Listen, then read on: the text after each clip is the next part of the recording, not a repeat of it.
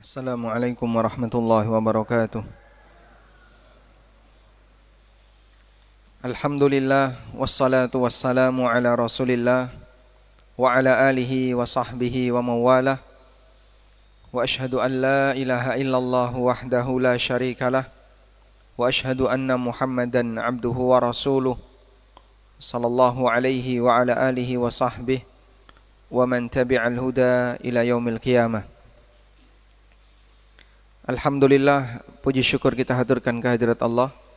Kembali di pagi ini kita lanjutkan kajian dengan membaca buku Khudh Aqidatak. Kita masih berada di bab tentang asyirkul asghar. Setelah penulis menyebutkan tentang definisi, dan kemarin kita juga sudah membahas perbedaan pendapat para ulama berkaitan dengan pengertian syirik asghar. Kesimpulannya gimana? Coba kita tunjuk ya untuk memberi jawaban. Yang paling belakang. Paling belakang ini siapa? Baik, diwakili yang sudah. Apa kesimpulan dari definisi syirkul asghar? 1, 2, 3 boleh kerjasama.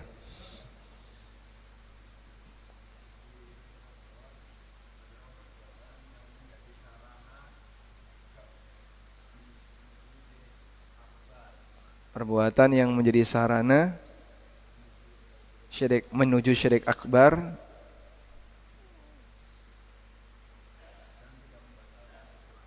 tapi tidak menyebabkan pelakunya keluar dari Islam.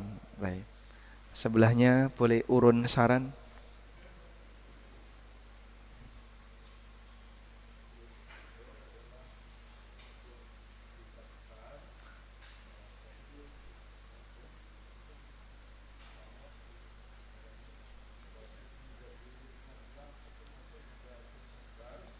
Perbuatan yang menjadi sarana untuk masuk pada syirik akbar.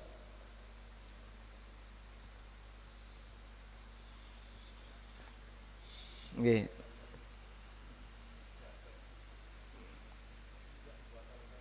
Tidak membatalkan Islam. Oke. Tidak membatalkan amal-amal yang pernah dikerjakan. Baik, sebelahnya.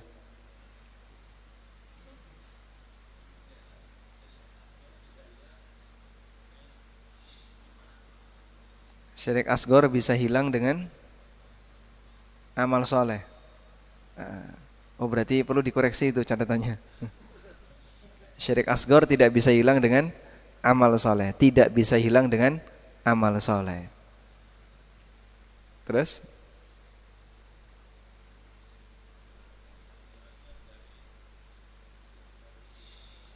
Tidak mengeluarkan pelakunya dari Islam. Oke, sampun?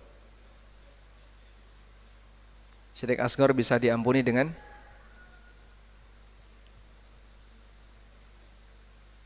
syirik asghar bisa diampuni jika Allah berkehendak. Jadi masuk kategori dosa tahtal masyiah. Dosa tahtal masyiah, di bawah kehendak Allah. Baik. Syirik asghar hanya menghapus amalan yang diiringi oleh perbuatan syirik tersebut. Ada lagi yang bisa ngasih definisi syirik asghar? Ini tadi sudah diwakili oleh yang usianya 70-an. Oh belum? Oke. Oh ya. Oh lebih muda. Yuswa pinten jenengan?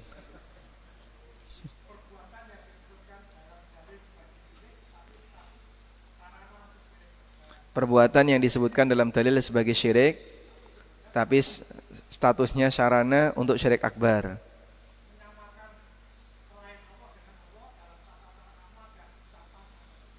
Menyamakan selain Allah dengan Allah dalam tata cara amal dan ucapan.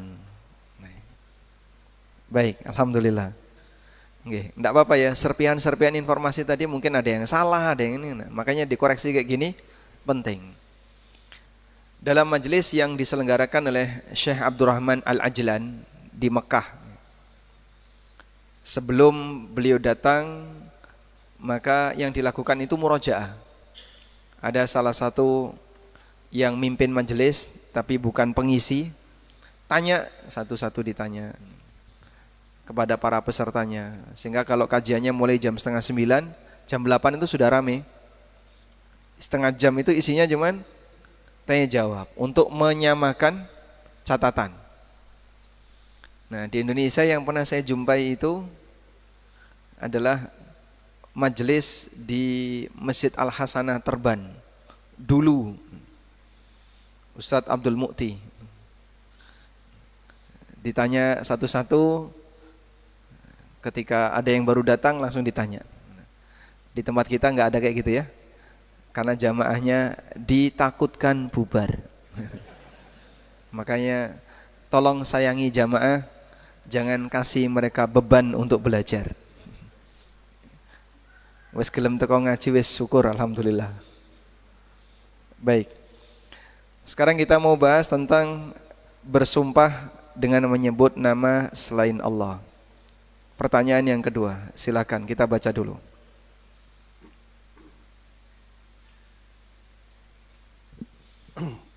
Bismillah, salatu wassalamu ala rasulullah wa ba'du. As-su'al as-tsani.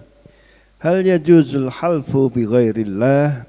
Al-jawab, la yajuzul halfu bi ghairillah. Qala ta'ala, qul bala wa rabbi la tub'atsun. Surah At-Taghabun. Wa qala sallallahu alaihi wasallam, man halafa bi ghairillahi faqad asyrak.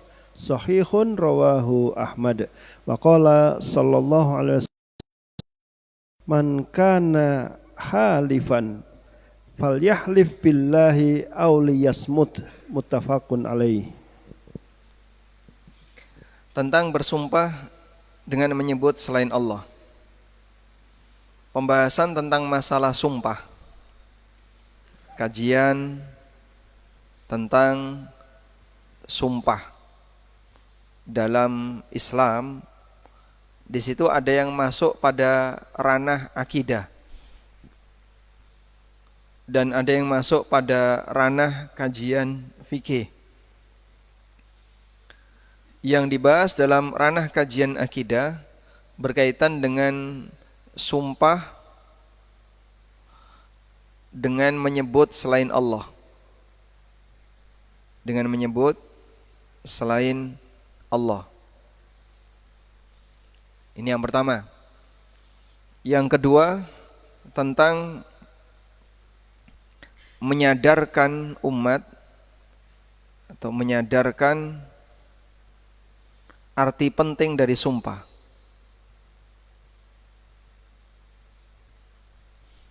Karena ketika kita bersumpah, kita menyebut nama yang Maha Agung. Sehingga jangan gampang bersumpah untuk hal yang remeh. Karena itu di situ ada penekanan, jangan mudah bersumpah untuk hal yang remeh.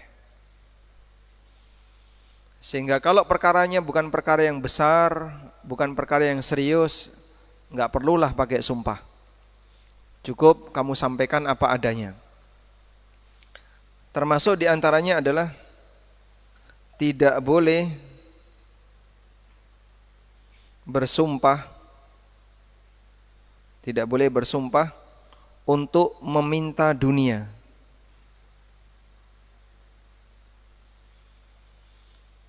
Karena permohonan dunia ini remeh. Sehingga misalnya kita minta duit kepada orang, demi Allah aku minta uang darimu. Nah, ini tidak boleh. Sehingga terlalu mulia nama Allah kau sebutkan dalam sumpah itu jika ternyata tujuannya hanya untuk minta uang. Maka ketika orang gampang bersumpah, misalnya bersumpah untuk melariskan dagangan, apa hukumnya? Dilarang. Nabi SAW mengatakan, al munafiqatun lis-sil'ah mumhiqatun lil barakah. sumpah itu memang bisa melariskan dagangan tapi menghilangkan keberkahan. Sehingga sumpah untuk hal yang remeh,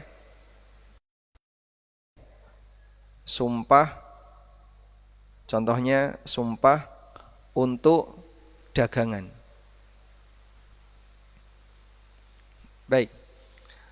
Sehingga silahkan gunakan sumpah untuk menyatakan hal-hal yang penting, hal-hal yang istimewa, hal-hal yang sifatnya serius. Tapi untuk hal yang remeh, seharusnya kau jaga sumpah dengan cara tidak gampang bersumpah. Karena bersumpah itu menyebutkan nama Allah, sehingga agungkan nama yang kau sebutkan. 3 ini pembahasan tentang masalah sumpah dalam kajian akidah. Pertama adalah kaitannya dengan kasus bersumpah dengan menyebut selain Allah.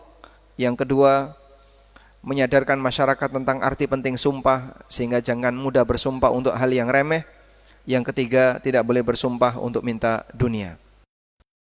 Sekarang kita beralih yang berikutnya. Kajian sumpah berkaitan atau yang ditinjau dalam kajian fikih. Ini berkaitan dengan masalah konsekuensi ketika orang bersumpah. Ada aktivitas apa yang harus dia lakukan ketika dia bersumpah? Konsekuensi amaliyah ketika seseorang bersumpah. Yang kedua adalah apa yang harus dilakukan, konsekuensi amal jika membatalkan sumpah. Lalu berkaitan dengan masalah sumpah palsu, sah ataukah tidak. Kemudian tentang orang yang menyalahi sumpah.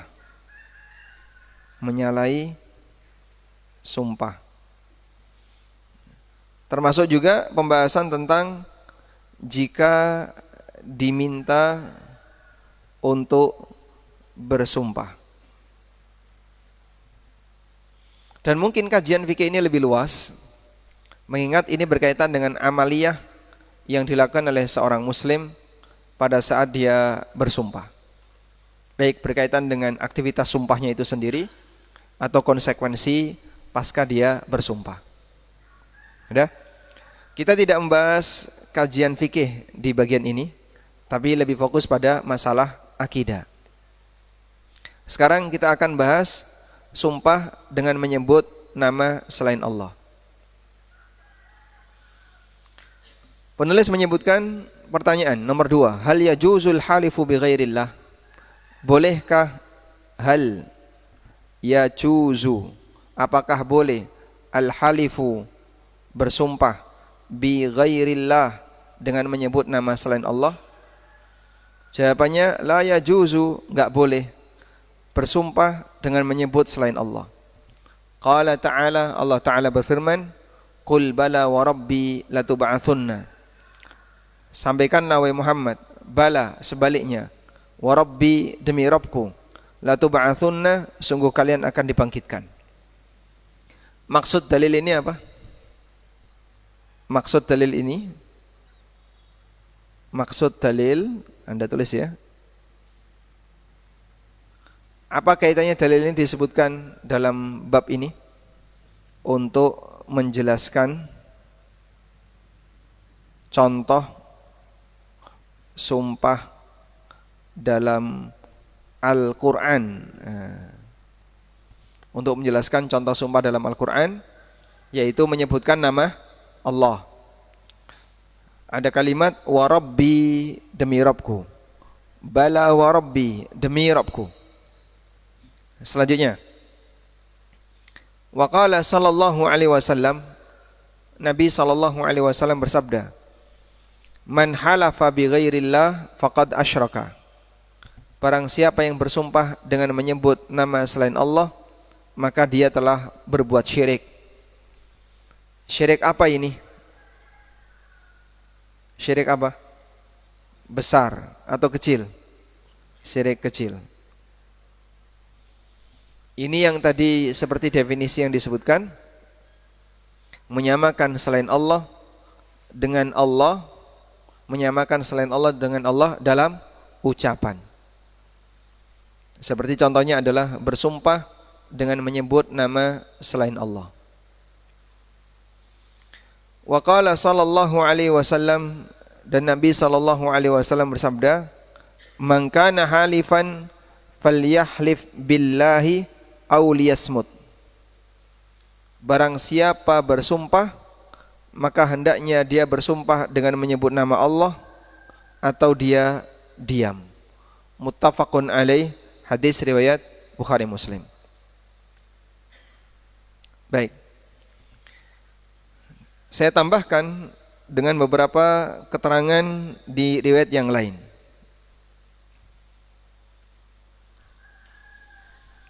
Kenapa sumpah dengan menyebut selain Allah itu kesyirikan? Karena sumpah digunakan untuk mengagungkan zat yang disebutkan dalam sumpah. Wal mustahiqqu lit-ta'dzim bihadzan naw', dan satu-satunya yang berhak untuk diagungkan dengan cara seperti ini hanyalah Allah Ta'ala. Maka makhluk tidak boleh bersumpah dengan menyebut nama makhluk. Baik. Sehingga kenapa sumpah itu masuk kategori syirik jika disebutkan nama selain Allah? Karena dia mengagungkan nama selain Allah. Sebab orang ketika ingin menyatakan sesuatu yang penting, kemudian dia bersumpah, dia akan menyebutkan sesuatu yang dia agungkan. Sehingga kalau dia menyebut nama selain Allah, maka dia mengagungkan selain Allah dalam kalimat sumpahnya. Selanjutnya dari Abdullah bin Umar radhiyallahu anhuma, beliau menceritakan, annahu adraka Umar bin Al-Khattab fi raqbin wa huwa yahlifu bi abihi. Beliau pernah menjumpai ayahnya dalam sebuah rombongan.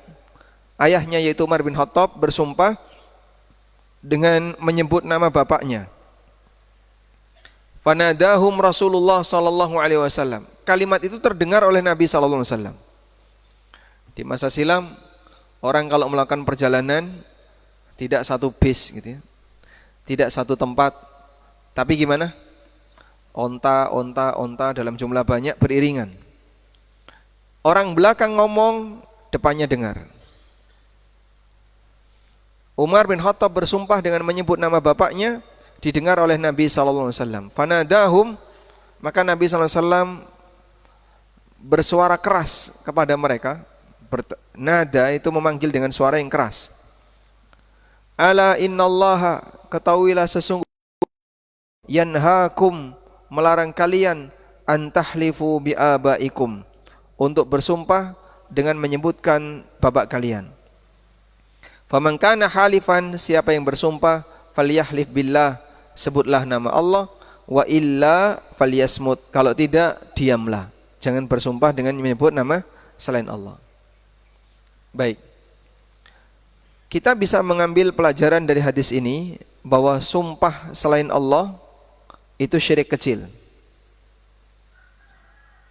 Sumpah dengan selain Allah itu syirik kecil. Karena apa? Karena Umar tidak diperintahkan untuk mengulang syahadat. Setelah beliau bersumpah dengan menyebut bapaknya. Sehingga ini bukti bahwasanya ketika itu dilakukan mengeluarkan seseorang dari Islam. Sehingga disebut oleh Nabi SAW sebagai syirik karena statusnya syirik kecil. Baik. Bisa dipahami insyaallah? Nah. Dan sekelas Umar bin Khattab tidak mungkin melakukan perbuatan yang membatalkan Islam. Maka yang terjadi di situ adalah perbuatan syirik kecil yang tidak sampai mengeluarkan pelakunya dari Islam. Selanjutnya, Dari Abdullah bin Mas'ud radhiyallahu anhu, beliau mengatakan, "Li'an ahlifa billahi kadziban." Kalaupun aku berdusta dengan menyebut nama Allah, aku bersumpah dengan menyebut nama Allah tapi dusta. Kalaupun aku bersumpah dengan menyebut nama Allah tapi berdusta, lebih aku cintai daripada bersumpah dengan menyebut nama selainnya, wa ana shadiqun, dan aku jujur. Hadis riwayat Abdul Razak dan Tabrani.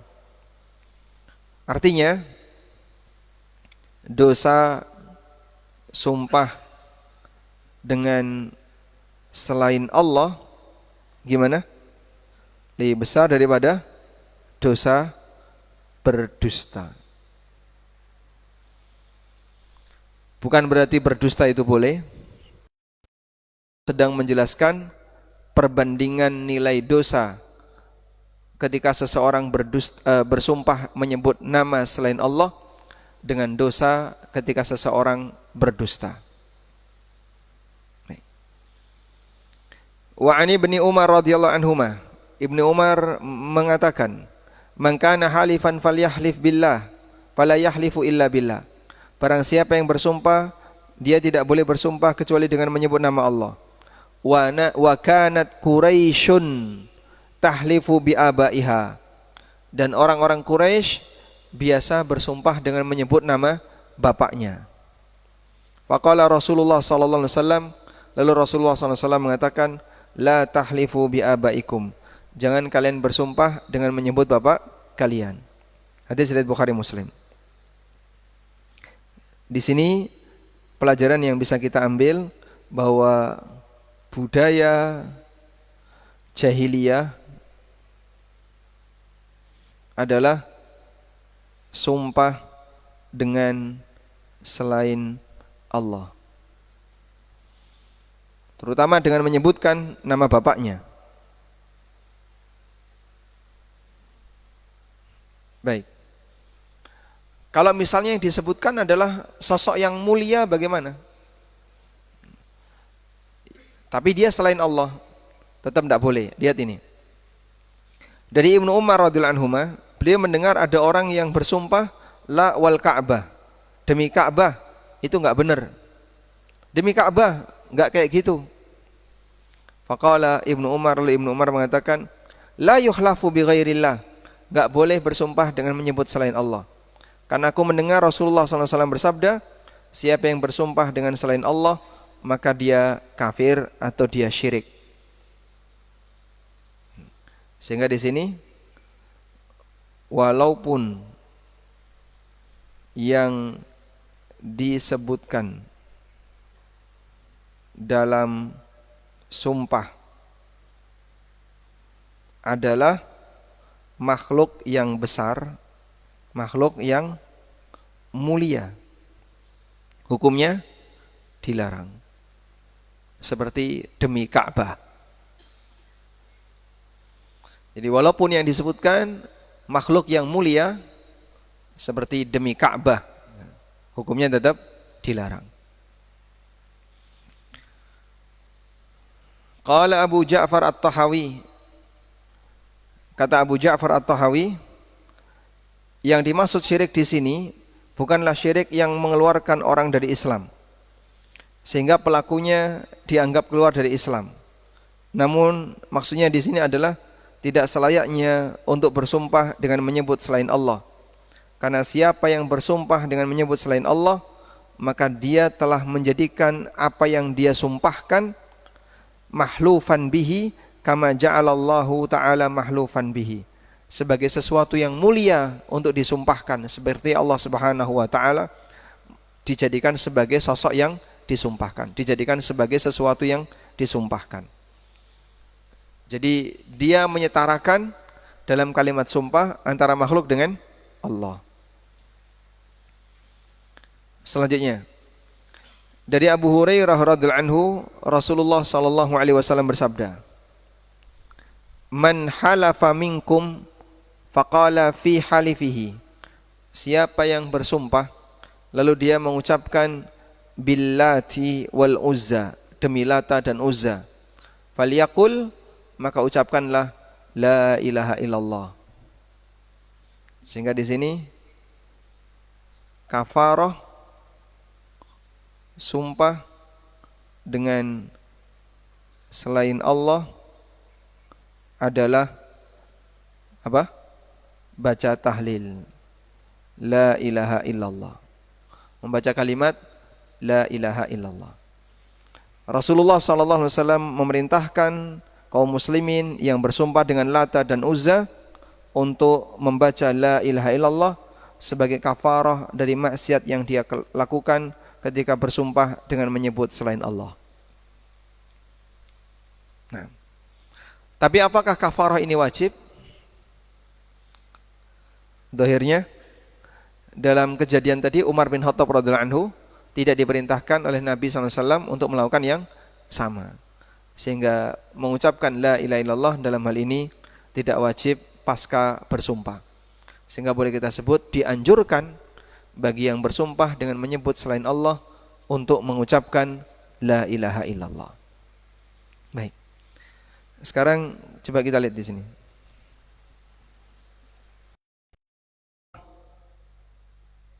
Dengan menyebut selain Allah.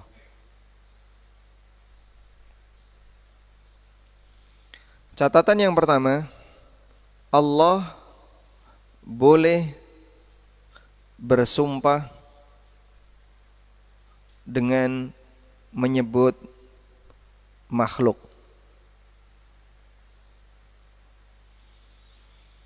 Allah boleh bersumpah dengan menyebut makhluk. Loh, kok Allah bersumpah dengan menyebut makhluk, Pak? Ya, terserah Allah. Dia zat yang maha kuasa atas segala sesuatu, sehingga dia kuasa untuk melakukan apapun sesuai yang dia inginkan, sesuai yang dia kehendaki. Baik, sehingga Allah boleh menyebut makhluk dalam sumpah. Contoh, sebutkan contohnya. Contohnya apa, Pak? Wadduha. Contoh yang lain, wasyamsi. Contoh yang lain, wal qamari. Contoh yang lain, wal asri. Banyak sekali yang sudah kita hafal, alhamdulillah. Dan Allah Subhanahu wa taala banyak bersumpah dengan menyebut makhluknya yang menunjukkan tanda kuasanya. Di sini Anda tambahkan makhluk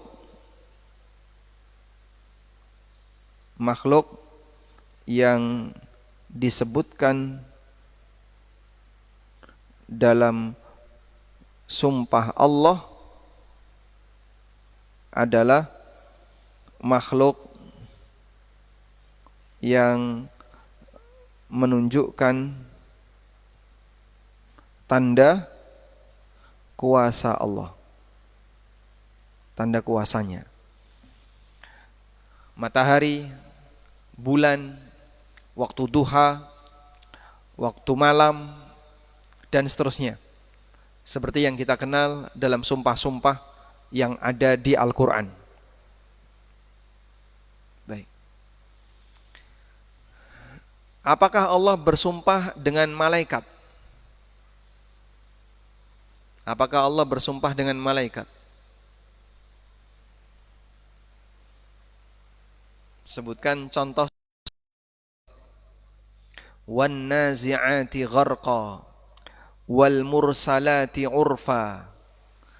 Itu semuanya adalah para malaikat yang diberi tugas oleh Allah Ta'ala dengan tugas tertentu, lalu disebutkan oleh Allah dalam sumpah. Wan nazi'ati gharqa wan nashitati nashta was-sabihati sabha fas-sabiqati sabqa wal mursalati urfa fal-asifati asfa. Itu para malaikat. Apakah Allah Subhanahu wa taala bersumpah dengan nama nabi? Nabi Muhammad sallallahu alaihi wasallam dijadikan sumpah oleh Allah. Innahum lafi sakratihim ya'mahun. Boleh Anda tulis di sini ya.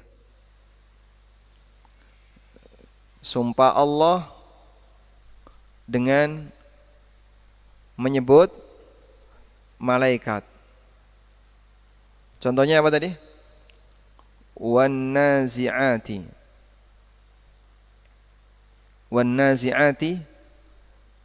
gharqa, wan nasyitati nashta. Termasuk diantaranya adalah wal mursalati urfa. Ini malaikat yang diberi tugas tertentu, lalu disebutkan oleh Allah dalam sumpahnya.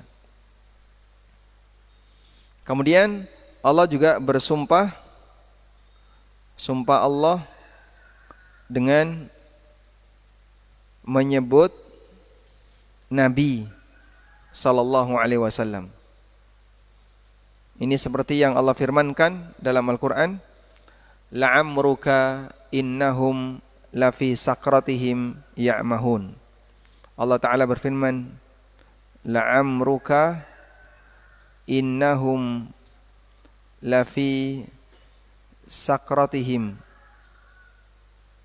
ya'mahun. Demi umurmu wahai Muhammad, sesungguhnya mereka sedang terlalaikan dalam maksiat yang mereka lakukan. Coba kita lihat di Al-Quran. Ini disebutkan oleh Allah Subhanahu wa taala ketika menyumpai umatnya Nabi Lut di surat Al-Hijr ayat 72. La'amruka innahum lafi sakratihim ya'mahun. Demi umurmu sesungguhnya mereka sedang lalai dalam maksiat. Surat Al-Hijr ayat 72. Anda bisa tulis Al-Hijr ayat 72. Baik.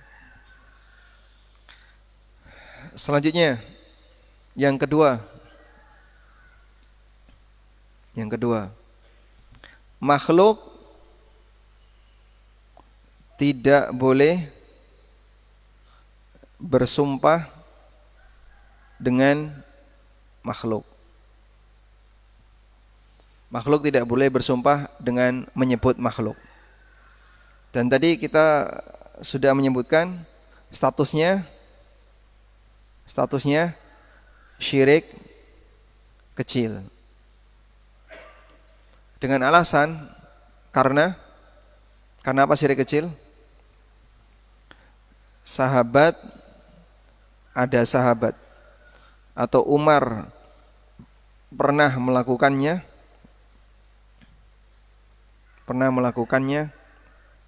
dan beliau tidak diperintah untuk apa?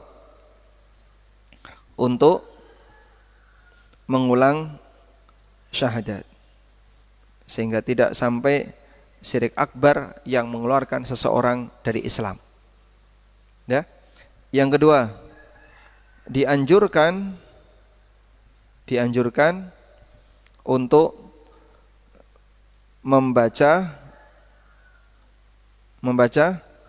la ilaha illallah bagi yang bersumpah dengan menyebut selain Allah.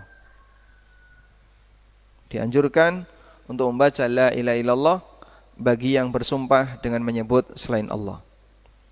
Yang ketiga catatannya apa tadi? Sehebat apapun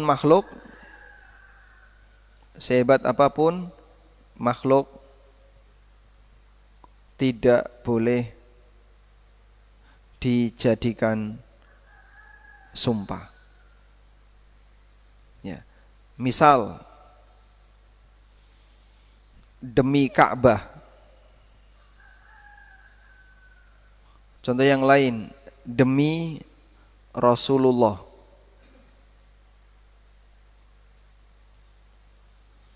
Demi Nabi, boleh? Demi Allah, demi Rasulullah, boleh? Tidak boleh. Dan saya pernah dengar ada orang kayak gitu ya, dia ingin menegaskan, saya berani bersumpah demi Allah, demi Rasulullah. Pak, yang kedua tidak boleh Pak. Kalau yang pertama tidak apa-apa, demi Allah titik, demi Rasulullah tidak boleh. Itu bersumpah dengan menyebut nama selain Allah. Loh, tapi dalam Al-Quran ada itu, surat Al-Hijr ayat 72. Itu khusus untuk Allah. Allah boleh bersumpah dengan menyebut makhluk, tapi makhluk tidak boleh bersumpah dengan menyebut nama Allah. Selanjutnya, ini pertanyaan jamaah kemarin. Kata demi dalam bahasa Indonesia itu punya banyak makna, ada banyak arti. Baik. Bisa maknanya sumpah, bisa maknanya untuk, demi keluargaku aku bekerja. Itu sumpah atau tidak? Aku bekerja demi Nyai. Itu sumpah atau tidak? Hah? Apa itu namanya? Apa? Aku berjuang demi prestasi. Itu namanya apa? Untuk. Jadi untuk tujuan. Nah, kemarin ada yang tanya, kalau orang bilang demi anakku aku berjuang, itu sumpah demi anak atau gimana? Itu namanya untuk tujuan, bukan sumpah. Dan Anda sebagai pemilik bahasa tentu bisa membedakan ya, demi yang maknanya sumpah dan demi yang maknanya untuk tujuan. Demi demit, nah itu apa namanya? Bersumpah dengan menyebut nama hantu. Boleh ini? Tidak boleh.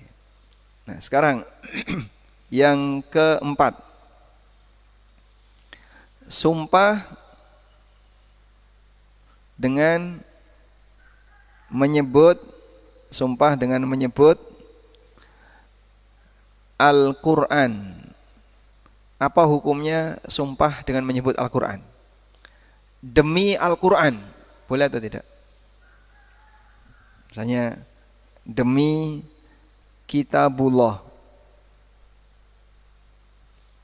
demi Al-Quran, demi Al-Quran, boleh atau tidak? Ada enggak sumpah dalam Al-Quran yang menyebutkan demi Al-Quran? Yasin wal Qur'anil Hakim. Sehingga di situ ada sumpah Allah dengan menyebutkan Al-Quran. Wal kitabil mubin, demi kitab al-mubin. Tapi itu kan sumpah Allah, Pak. Sekarang makhluk boleh enggak bersumpah demi Al-Quran? Ya. Jadi sumpah makhluk itu boleh dengan dua hal. Nama Khalik, nama Allah, atau sifat Allah. Boleh dengan nama Allah atau dengan sifat Allah.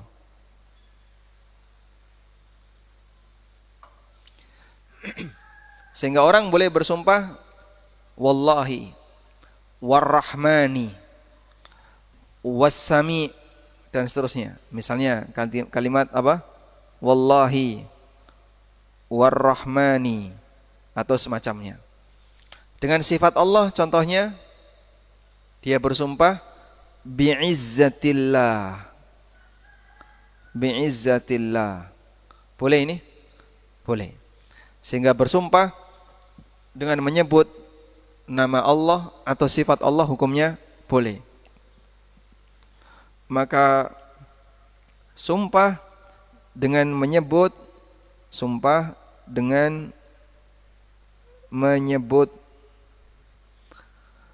kalamullah boleh atau tidak? Boleh. Kenapa? Karena firman Allah itu sifat Allah. Bi kalamillah, demi kalamullah, hukumnya boleh. Karena itu kita berdoa a'udzu bi kalimatillahi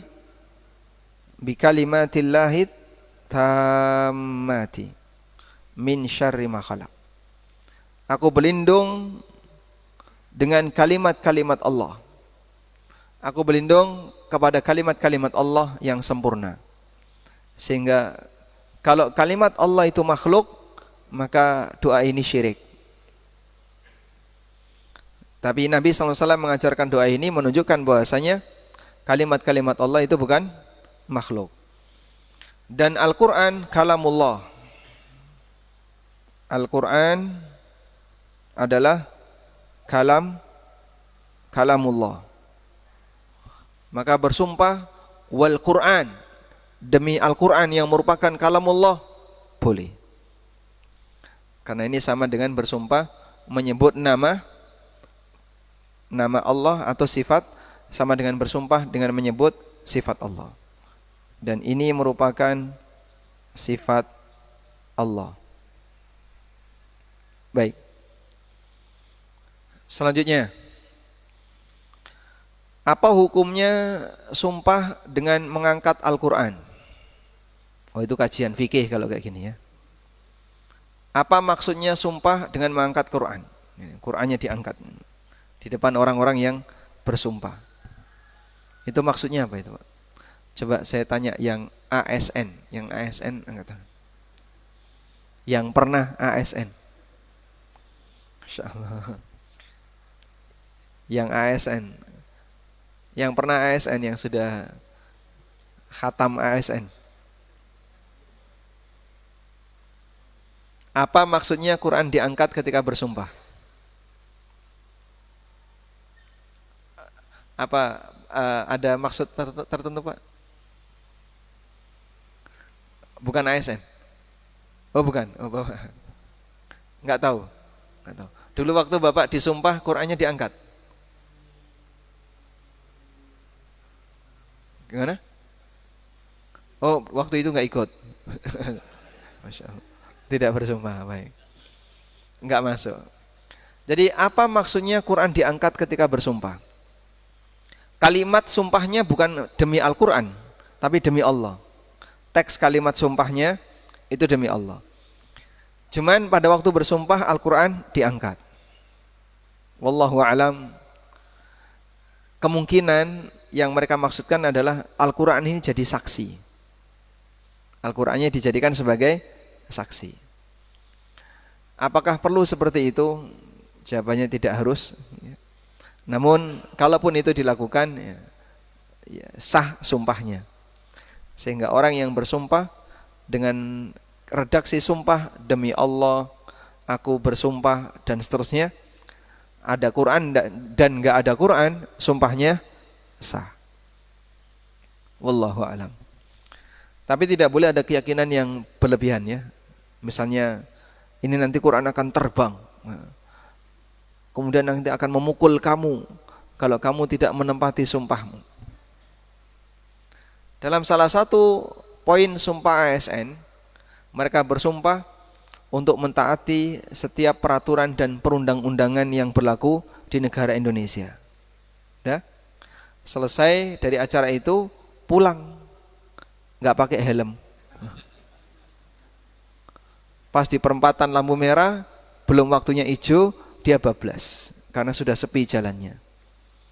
Berarti yang terjadi apa? Ya? Melanggar sumpah seketika. Dia melanggar sumpah seketika.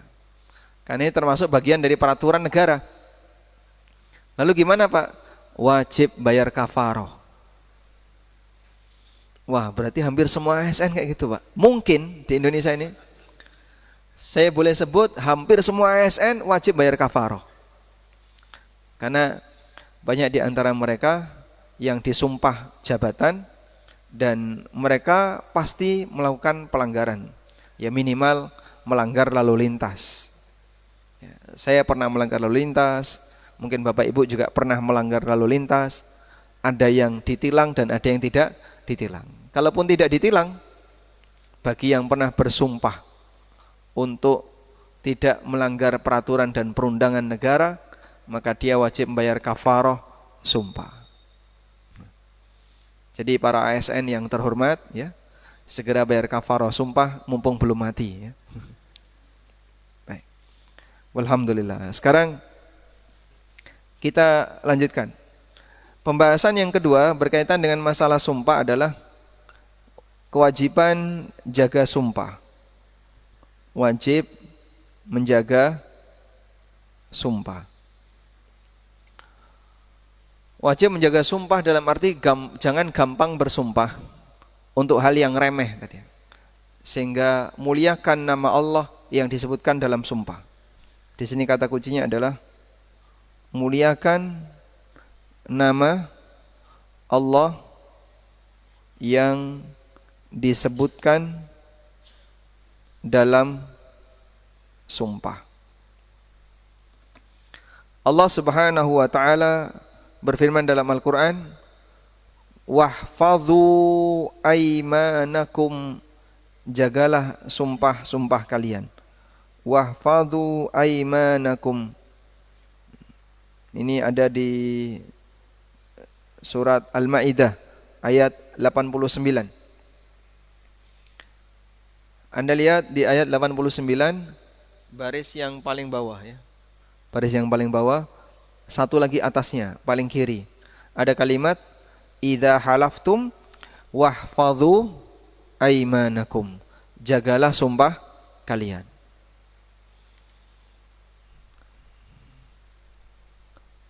Ada perintah menjaga sumpah. Quran apa tadi? Surat Al-Maidah ayat berapa? 9. Maknanya perintah menjaga sumpah ini ada 3 makna. Yang pertama adalah jangan mudah bersumpah. Sehingga kalau belum butuh untuk sumpah, jangan bersumpah. Kalau setiap keadaan demi Allah, dikit-dikit demi Allah, dikit-dikit demi Allah, ini apa-apaan? Ya. Muliakan nama Allah, jaga nama Allah dengan tidak banyak disebutkan ketika sumpah. Yang kedua, jika sudah terlanjur bersumpah, maka jangan dibatalkan, jangan mudah dibatalkan. Sehingga kalau ada orang yang bersumpah tapi dalam niat hatinya sudah ada keinginan untuk membatalkan, berarti dia tidak mengindahkan sumpahnya. Yang ketiga, jika harus membatalkan sumpah, maka gimana? Bayar kafarah. Dan mungkin banyak di antara masyarakat kita yang mereka melakukan pelanggaran sumpah, tapi dia enggak peduli, sehingga enggak bayar kafarah, enggak merasa bersalah, santai saja. Padahal ini pelanggaran sumpah. Baik. Selanjutnya, dilarang bersumpah untuk minta,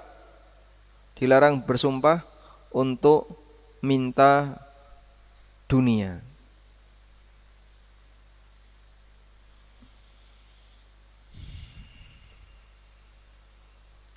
Nabi SAW pernah mengatakan, la yas'alu biwajhillah illal jannah.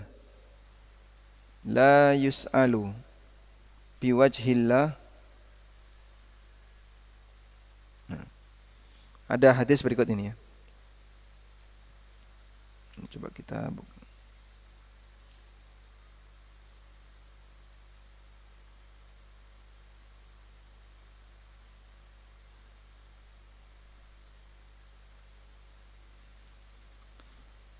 Tidak boleh minta dengan menyebutkan nama Allah. Ini la yus'alu biwajhillah illal jannah.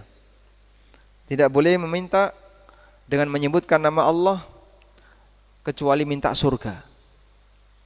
Jadi kalau minta hal-hal yang bukan hal yang mulia, ya, minta duit, minta dilapangkan pekerjaannya, karirnya dibuat bagus, jangan menggunakan nama Allah. Terlalu mulia nama Allah untuk disebutkan di situ.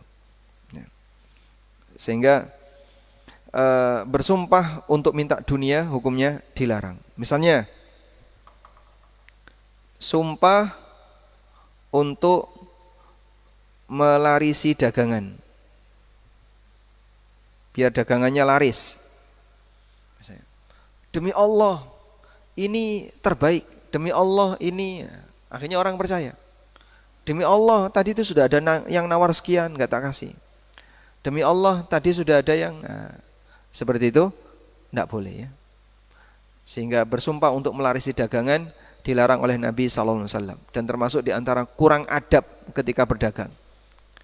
Beliau SAW sampai memberikan ancaman, al-halifu munafiqatun lisil'ah mumhiqatun. Sumpah itu bisa melariskan dagangan, tapi bisa menghilangkan keberkahan. Kemudian bagi yang diminta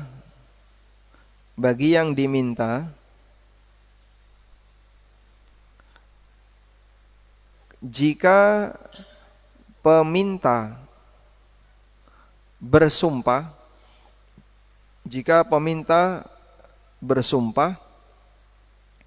maka wajib dipenuhi.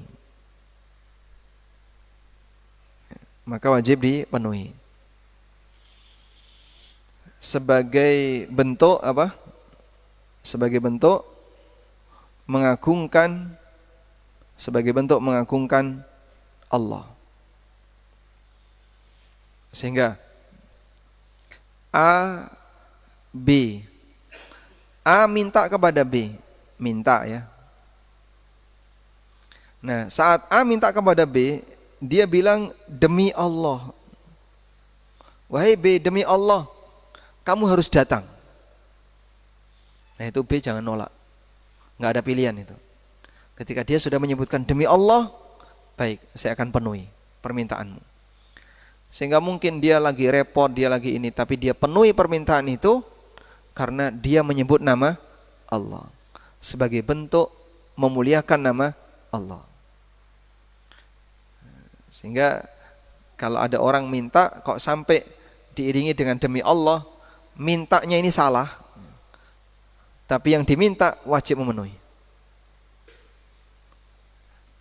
Cara meminta seperti ini salah. Kenapa? Dia minta dunia dengan menyebut nama Allah. Tapi yang diminta wajib memenuhi sebagai bentuk mengagungkan nama Allah. Ya. Sehingga Anda misalnya ngundang seorang ustadz kok nggak kelar-kelar nih. Lalu sampaikan, saya minta kepada ustadz untuk datang demi Allah. Nah, insya Allah datang itu. Karena bagi mereka yang paham tentang teori ini, tentang masalah ini, dia tidak akan bisa mengelak. Wallahu a'lam. Walhamdulillahirabbil alamin. Selesai pembahasan tentang masalah sumpah dengan menyebut selain Allah. Mungkin demikian yang bisa kita bahas. Semoga bermanfaat. Wassallallahu ala nabiyyina Muhammadin wa ala alihi wa sahbihi wasallam. Wa akhiru da'wana alhamdulillahirabbil alamin. Jazakallahu khairan Ustaz atas kajian di pagi hari ini. Ada pertanyaan, bagaimana jika seseorang itu bersumpah tapi tidak menyebut apa-apa, baik menyebut nama Allah maupun makhluk, apakah yang demikian sudah termasuk menyebut nama Allah? Misalnya saya bersumpah saja, tidak ada seterusnya. Bedakan antara janji dan sumpah ya. Ada janji, ada sumpah. Bedanya di mana, Pak? Janji sama sumpah, Pak? Kalau janji, kalau janji itu, janji adalah menjanjikan. Gimana? Apa bedanya janji dengan sumpah? Janji? Gimana? Janji itu pribadi, kalau sumpah sama Allah. Apa bedanya janji dengan sumpah? Sebenarnya fungsi sumpah itu apa sih, Pak? Anda lihat fungsi sumpah. Fungsi sumpah adalah untuk penekanan kalimat yang diucapkan. Jadi biar apa yang dia ucapkan itu dipercaya, biar yang diucapkan itu diyakini benar, maka dia bersumpah. Itulah fungsi sumpah. Sehingga kalau orang bilang, saya bersumpah akan datang ke rumahmu, itu namanya apa? Saya bersumpah akan datang ke rumahmu, itu namanya apa? Janji atau sumpah? Janji. Berarti dia salah kata ya. Seharusnya saya berjanji, bukan saya bersumpah. Maka orang berjanji belum tentu bersumpah. Sebagaimana orang bersumpah belum tentu berjanji. Sebutkan contoh kalimat berjanji tapi tidak bersumpah. Ya, cuman ngomong berjanji saja. Saya janji besok akan datang. Tapi dia nggak ngomong demi Allah atau demi Ar-Rahman atau yang lainnya. Berarti dia berjanji tanpa sumpah. Sebutkan sumpah tanpa janji. Saya cerita tentang peristiwa yang saya temui. Demi Allah, saya tadi melihat ini. Berarti kalimat demi Allah itu tujuannya apa? Untuk penekanan kalimat yang saya sampaikan. Demi Allah, saya tadi melihat si A itu ngambil barang itu. Nah, biar ucapan saya diterima, saya ucapkan demi Allah. Nah, itulah fungsi sumpah. Maka di situ sumpah tanpa janji. Nah, kalau sumpah plus janji, berarti dia menjanjikan sesuatu plus diiringi dengan sumpah. Demi Allah, saya berjanji tidak akan makan kelapa sebelum menyatukan Nusantara. Nah, namanya apa ini? Kok mau makan kelapa ya, Pak? Berarti geduk enggak apa-apa ya. Jadi dia bersumpah sekaligus janji. Nah, makanya kalau kalimat tadi, saya bersumpah akan datang ke rumahmu. Namanya apa itu? Janji atau sumpah? Dengan kata sumpah tadi berarti dia bersumpah. Dan ketika dia menyebutkan rencana untuk akan dia penuhi, berarti dia berjanji. Maka dia bersumpah sekaligus janji. Konsekuensinya apa? Jika tidak dipenuhi, maka wajib kafarah. Tapi kalau dipenuhi, berarti sumpahnya sudah selesai dan dia menepati janji. Wallahu a'lam. Ustaz, mohon dijelaskan sekalian bagaimana atau apa kafarah dari sumpah berkaitan dengan beberapa sumpah yang ternyata kami langgar. Berkaitan dengan apa? Ada orang yang bersumpah dan dia meyakini melanggar, mohon dijelaskan kafarah sumpahnya. Baik. Kafarah sumpah sudah cukup jelas disebutkan oleh Allah di surat Al-Maidah ayat 89. Al-Maidah ayat 89. Coba kita buka. La yu'akhidhukumullahu billaghwi fi aymanikum walakin yu'akhidhukum bima aqadtumul ayman. Allah Subhanahu wa taala tidak menghukum sumpah lagwu yang kalian ucapkan. Sumpah lagwu itu kebiasaan orang Arab. Dalam bahasa Indonesia enggak ada itu. Sehingga kalau orang Indonesia nyebut demi Allah itu serius sumpah. Kalau orang Arab terkadang mereka melakukan sumpah lagwu. Gimana, Pak? Wallahi saya sudah makan. Wallahi saya sudah makan. Cuman ngomong sudah makan aja pakai wallahi. Wallahi enggak boleh ini, wallahi. Tawar menawar harga. Berapa? 10 real. 5 real. Wallahi enggak boleh, wallahi. Ma fi faida. Wallahi. Cuman ngomong enggak ada untung, wallahi.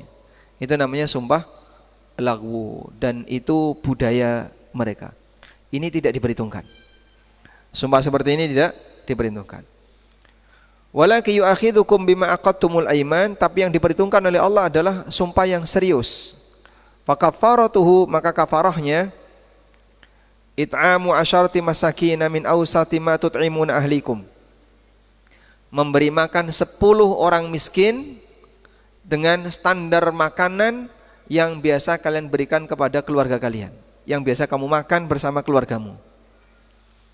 Yang kedua, au kiswatuhum, memberi pakaian 10 orang miskin.